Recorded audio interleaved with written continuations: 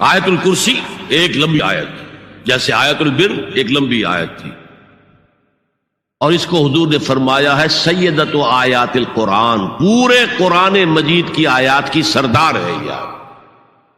اور یہ شرک فی الصفات کے ضمن میں یہ شمشیر قاطع ہے، شمشیر برہان ہے۔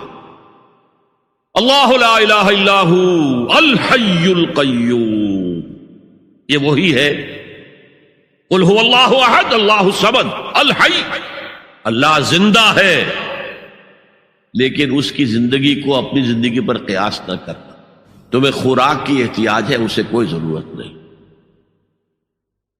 ما اريد منهم من رزق وما اريد ان يطعمون، مجھے کوئی احتیاج نہیں کہ مجھے کوئی رزق پہنچائیں، رزق دیں، مجھے کھلائیں، مجھے کوئی ضرورت نہیں۔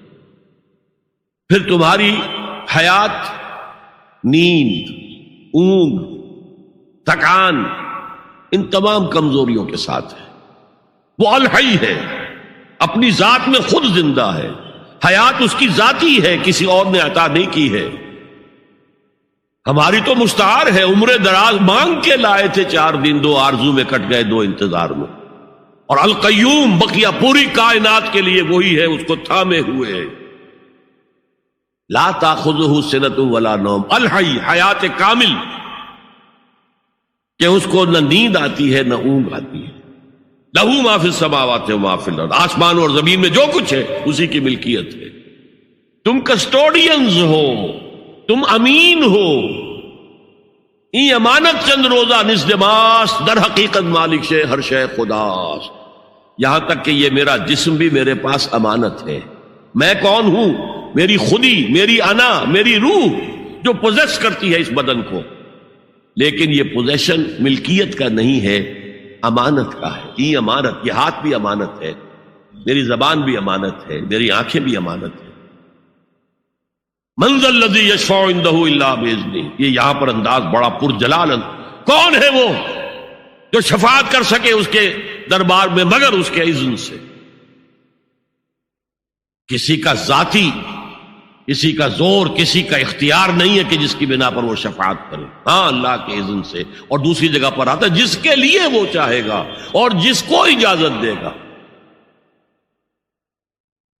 جیسے کہ آتا ہے اما یتساءلون میں، یوم یقوم الروح والملائکۃ صفا، اور ان میں سے کوئی بھی بات نہیں کر سکے گا، کلام نہیں کر سکے گا، لا یتکلمون الا من اذن له الرحمن، سوائے اس کے جسے رحمان اجازت دے، وقال صوابا، اور صحیح بات کرے گا، کوئی غلط بات نہیں کرے گا۔ یعلم ما بین ایدیہم وما خلفہم ولا یحیطون بشیء من علمہ الا بما شاء، وہ تو جانتا ہے جو کچھ بھی ان کے سامنے ہے اور ان کے پیچھے ہے، اور یہ کوئی احاطہ نہیں کر سکتا مخلوقات میں سے، اس کے علم میں سے کسی کا بھی، سوائے اس کے جو وہ خود چاہے۔ یہاں بڑے ہی لطیف انداز میں شفاعت باطلہ کے تصور کی نفی ہو گئی۔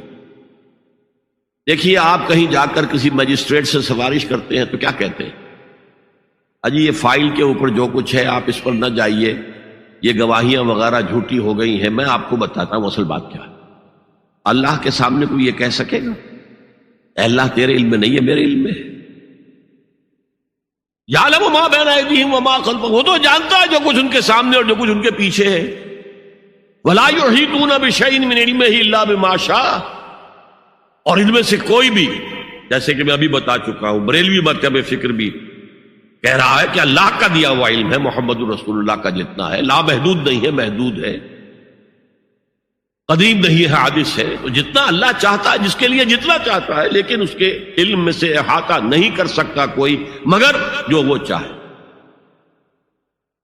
وسع کرسیہ السماوات والارض، اس کا اقتدار چھایا ہوا ہے، مستولی ہے، آسمانوں پر بھی اور زمین پر بھی۔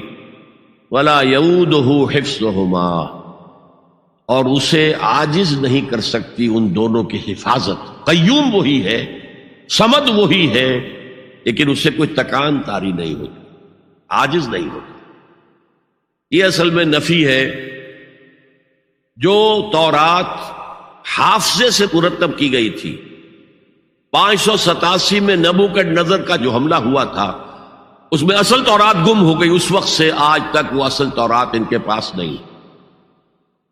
پیریڈ آف کیپٹیوٹی سے واپس آئے ہیں بیت المقدس میں سائرس کے لطف و کرم کی وجہ سے، ذوالقرنین کے لطف و کرم کی وجہ سے. پھر یادداشتوں سے لوگوں نے وہ تورات مرتب کی ہے، تو اس میں انسانی فکر شامل ہو گیا.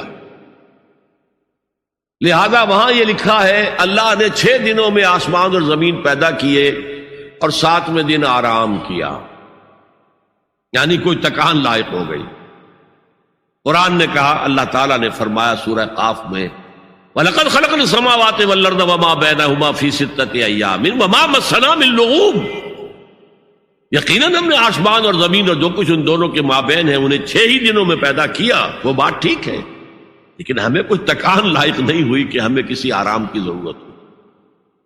لا یعودہ حفظہما وہو العلی العظیم. العلی وہی ہے سب سے بلند و بالا. لتکون کلمۃ اللہ ہی العلیٰ، تاکہ اللہ کا کلمہ سب سے سربلند ہو جائے، اور وہی عظیم ہے، عظمت والا. اللہ تعالیٰ مجھے اور آپ کو اس سے بچائے، اپنے سابقہ زندگی کے گناہوں پر توبہ کرنے کی اور اللہ سے استغفار طلب کرنے کی توفیق عطا فرمائے، اور اپنے دینی فرائض کی انجام دہی کے لیے کمر بستہ ہو جانے کا عزم مصمم کر لینے کی توفیق عطا فرمائے.